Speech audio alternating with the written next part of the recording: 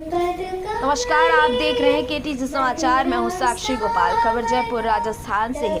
सोमवार 22 मार्च को श्री उमेश शास्त्री स्मृति ग्रंथ का लोकार्पण जयपुर स्थित इंद्रलोक सभागार भट्टाकर की नशिया में किया गया, जो कि संस्कृत शिक्षा राज्य मंत्री डॉक्टर सुभाष गर्ग के हाथों संपन्न हुआ। इस कार्यक्रम में श्री उमेश शास्त्री के ग्रंथ निर्माण व कृतित्व पर चर्चा हुई। कार्यक्रम के दौरान प्रथम साहित्य मनीषी पुरस्कार और उस रूप में जब मैं इस ग्रंथ को थोड़ा सा देखा, पूरा तो नहीं पढ़ पाया और राजेंद्र व्यास पुरस्कार डॉक्टर नरेश दाधीच को, गोवर्धन लाल व्यास पत्रकारिता पुरस्कार मनीषी शर्मा और श्रीमती शर्मा को संयुक्त रूप और जो ये स्मृति ग्रंथ का संपादन किया गया देव कोठारी जी को सारस्वत सम्मान किया गया। मैं देव कोठारी जी को बधाई देना चाहूंगा और धन्यवाद भी देना चाहूंगा कि आपने इस ग्रंथ की रचना कह लें इसको या संपादन करके आनंद शर्मा महामंडल कम से कम मुझे तो ये मौका दिया कि रमेश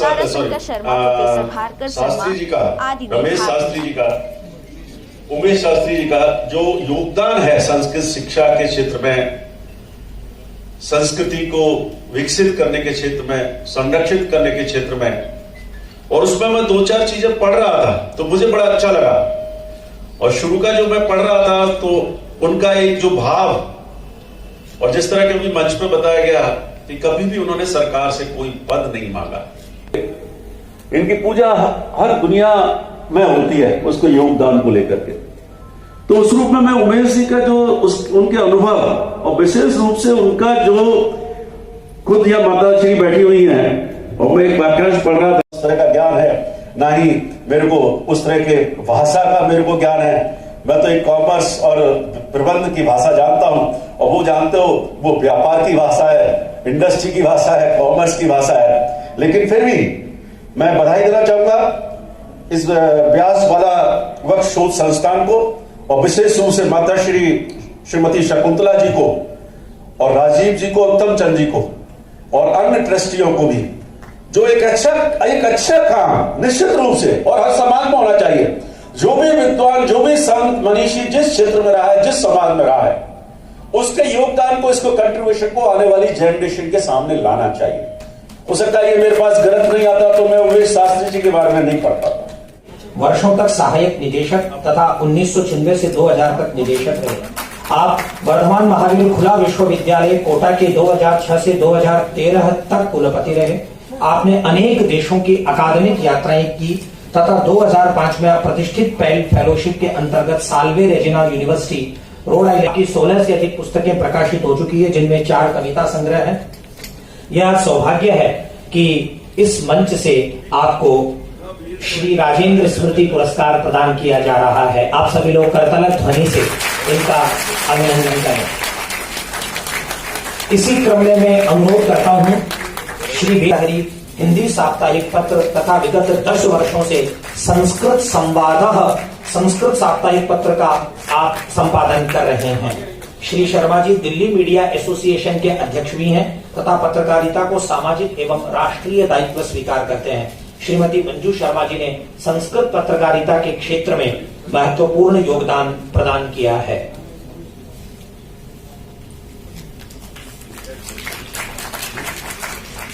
मंच पर आमंत्रित करता हूं डॉक्टर शक्तिधर मिश्र जी को। महाविद्यालय जयपुर में अध्यापन करवाया तथा वर्तमान में आप राजकीय शास्त्री संस्कृत महाविद्यालय तीतरिया जयपुर में कार्यरत हैं। आपके अनेक ग्रंथ प्रकाशित हैं। आज यह आपको सरस्वती सम्मान प्रदान किया जा रहा है। डॉक्टर चंद्र प्रकाश शर्मा जी को अविलंब मंच पर आमंत्रित करता हूं। को मैं तुरंत मंच पर आमंत्रित करता हूं, वे कृपया पधारें तथा सरस्वती सम्मान को ग्रहण करें।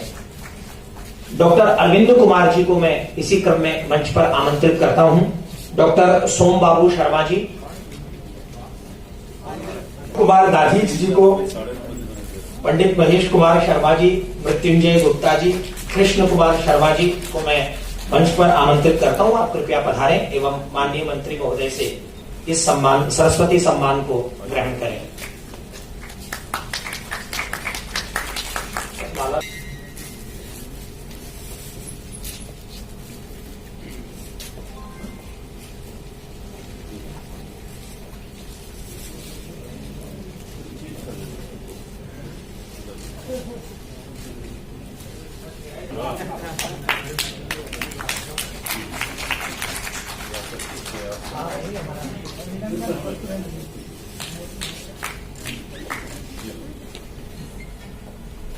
मृत्युंजय गुप्ता जी, कृष्ण कुमार शर्मा जी,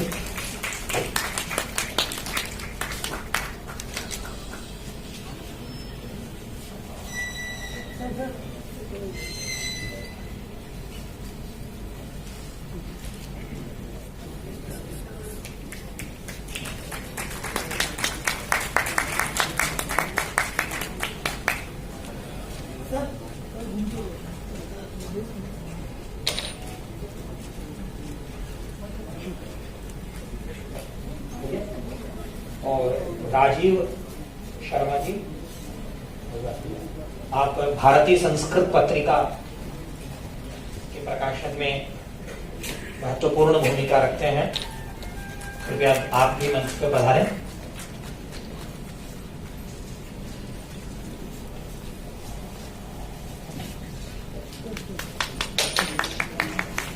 इतने महान थे कि मैं उसका वर्णन नहीं कर सकता।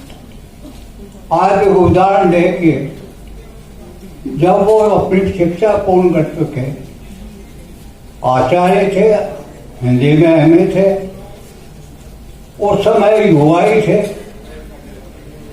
वो जो कुछ लिखते थे मुझे सुनाते थे, मैं जो कुछ लिखता था उनको सुनाता।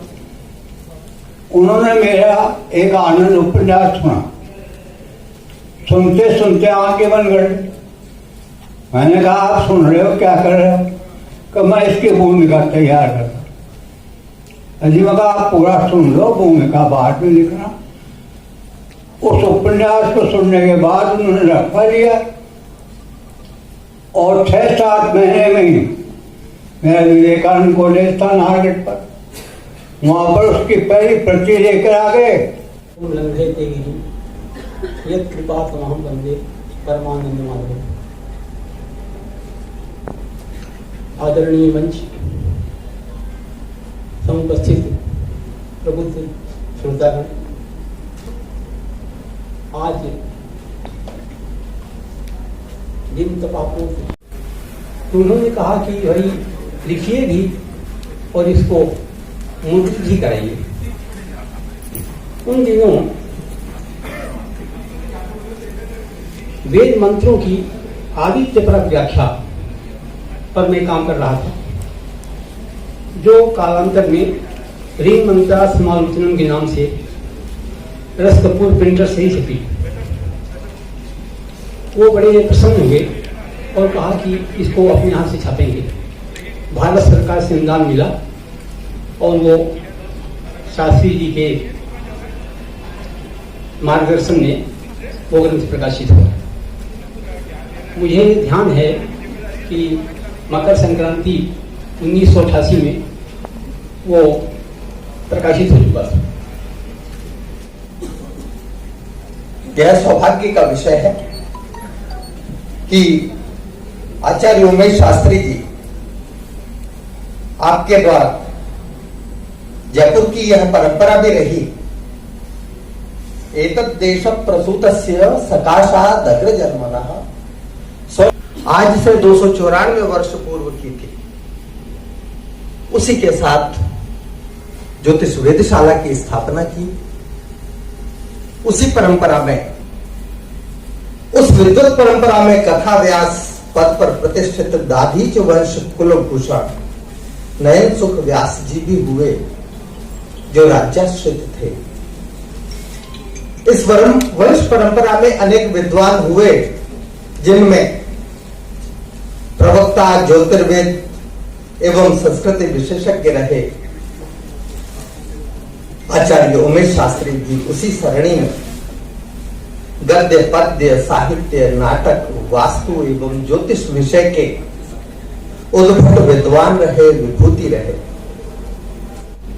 वागर्थाविव संपृक्तो वागर्थ प्रतिपत्तये जगतः पितरो वंदे पार्वती परमेश्वर। कीर्ति यस्य सजीवति। उमेश शास्त्री जी अपने जीवन काल में भी कीर्तिमान थे। मैं आंध्र प्रदेश से 1983 में यहाँ जब आचार्य मंडन मिश्र जी ने केंद्रीय संस्कृत विद्यापीठ की स्थापना की तो आया था और कुछ वर्षों तक यहाँ के आचार्यों को जानने का प्रयास हुआ। राजस्थान की एक अच्छी स्मृति पिताजी के द्वारा मेरे मन में दी गई थी, क्योंकि वो यहाँ 15 वर्ष थे और 1952 में यहाँ से गए थे। जिनके एकमात्र जीवित शिष्यों में अभी हमारे संजय शर्मा संग्रहालय के शर्मा जी हैं। तो स्मृति भी मन में थी, इसीलिए उन विद्वानों के जो यहाँ के दिग्गज विद्वान हुआ करते थे उनके द्वारा चर्चित नाम मेरे मस्तिष्क में थे। और उस समय जब मैं आया था तो कुछ विद्वान जरूर जीवित थे जिनसे मुलाकात हुई। आचार्य शास्त्री जी के साथ जो मेरा पहला संपर्क था वह केंद्रीय संस्कृत विद्यापीठ से ग्रंथ का प्रकाशन हुआ था खड़गनाथ मिश्र जी का।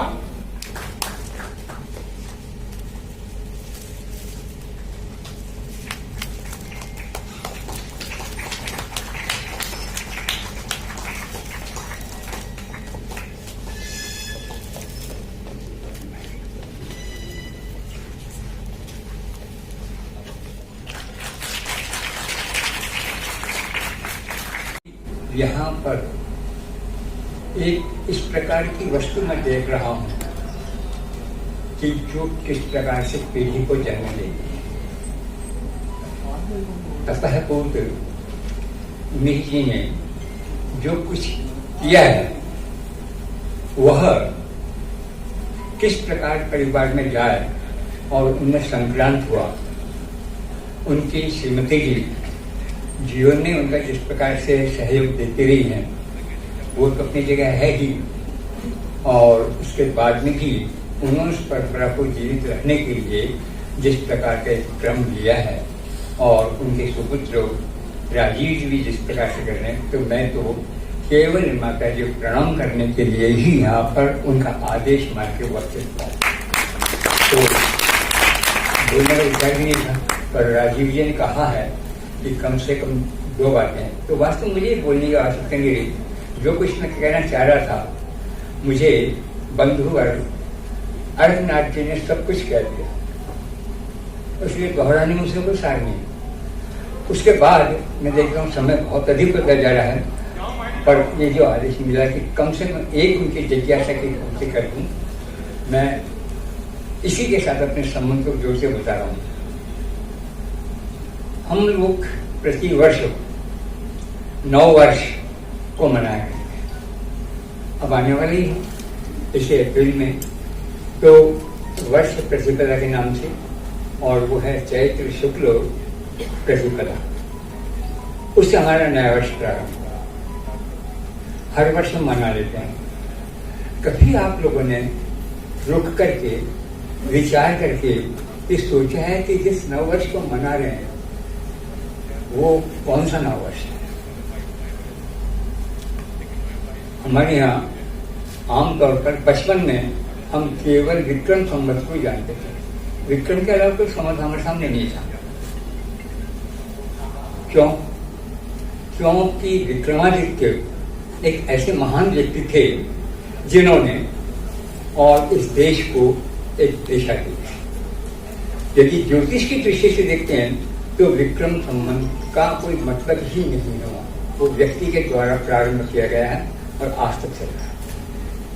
मैं गुरु को विश्वगुरु महामंडलेश्वर स्वामी महेश्वरानंद जी को प्रणाम करता हूँ। उनके बिना मैं यहाँ उपस्थित ना हो नहीं सकता था, क्योंकि मुझे मालूम नहीं था भारत के बारे में जब तक उन्होंने बताया नहीं। और ऐसा बताया कि मुझे इच्छा पैदा हुई कि मैं यहाँ आकर के पहले भाषा सीखूं, संस्कृति सीखूं, फिर संस्कृत सीखूं। ये सब मेरे गुरुदेव की देन है, आप सब लोगों का भी देन है। मैं भी बताना चाहता हूँ कि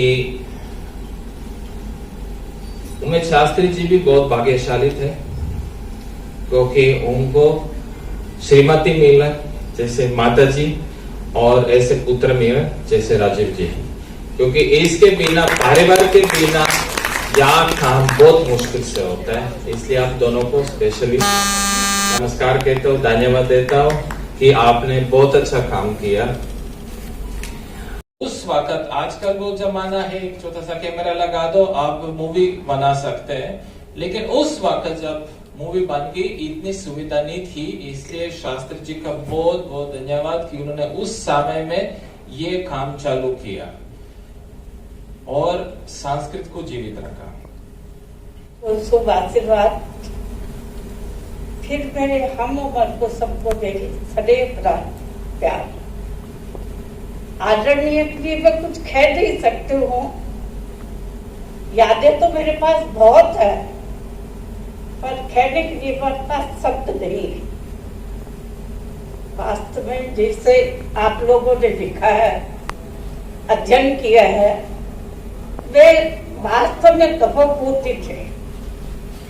उनके पास समय कम था, लेखन ज्यादा था। आगंतुक की भीड़ भी बहुत थी, पर उन्होंने कभी इस समय को अपने विश्राम के लिए समय नहीं दिया और वो इसी लगन में, इसी कार्य में लगे रहते थे कि कुछ मैं कर जाऊं। उन्होंने किया या नहीं किया ये तो सब आप लोग जानते, मैं नहीं जानती। साथ ही आशा है आप सभी भविष्य में भी इसी प्रयोग, आप सभी का इसी सहयोग मिलता रहेगा। उन्हें मैं ऐसी एक में मेरी स्मृति आप लोगों के सामने प्रस्तुत करना चाहती हूँ कि आदरणीय ने मुझे कभी टाइम नहीं दिया, पर जाने के 4 दिन पहले उनको पता नहीं क्या था क्या नहीं, ये मैं भविष्यवक्ता नहीं हूँ, पर आप होंगे ही ये मैं नहीं कह सकती। पर उन्होंने मुझे खास सकुन तो मेरे पास बैठ, मैं बहुत अचंभित रह गई कि आज आदरणीय ने मुझे ऐसा मौका कैसे दिया। मैं उनके चरणों में बैठकर ही पसंद करती थी और उनकी चरण की रज ही मेरी लाड का सौभाग्य था। मैं उस रज को आज भी नमन करती हूँ। आपने मुझे कहा कि हमको जीने के लिए कितना अर्थ चाहिएगा। मैंने कहा ऐसी बात और आपके मुझसे शोभा ही नहीं दे रही हो मुझे तो। अर्थ की क्या जरूरत है, 2 टाइम की भोजन मिल जाए वही बहुत बड़ा है। पर मैं उस बात को समझ नहीं पाई कि उनकी आत्मा मुझे क्या बोलना चाहती है। पर अब मैं मनन करती हूँ तो थोड़ी भावुक हो जाती हूँ। सन 2013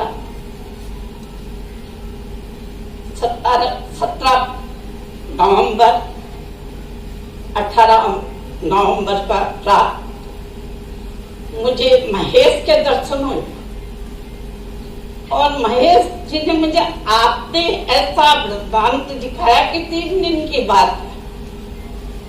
मैं इस बात को भी नहीं सोच पाई। पहले आपको उनको हाथों हाथ बोला जी देखो ये मुझे क्या दिख रहा है। आपने मुझे वापस बोला कि अरे मैं तो खुद ही उमेश हूँ। उमेश का क्या मेरे को तू है जो को बता रही है। सिर्फ 3 दिन उनके दर्शन करने की मुझे प्राप्ति हुई। आज वो मेरे सामने हैं, आज भी मुझे वो आराध्य हैं। मैं उनके जीवन काल से बहुत प्रसन्न हूँ और शरीर छूटेगा जब तक मैं प्रसन्न रहूंगी। अन्य ट्रस्टीगण, मैं उनको ये आग्रह करता हूँ कि वो मंच पे आए, मेरे साथ खड़े हों। श्री रामजी नोवाल कृपया मंच पे पधारे। आप सभी साहित्य मनीषियों का हम लोग बहुत गहरे दिल से आपका स्वागत करते हैं। आप लोगों ने हमको इस काबिल समझा कि हमारे बुलाने से आप लोग पधारे।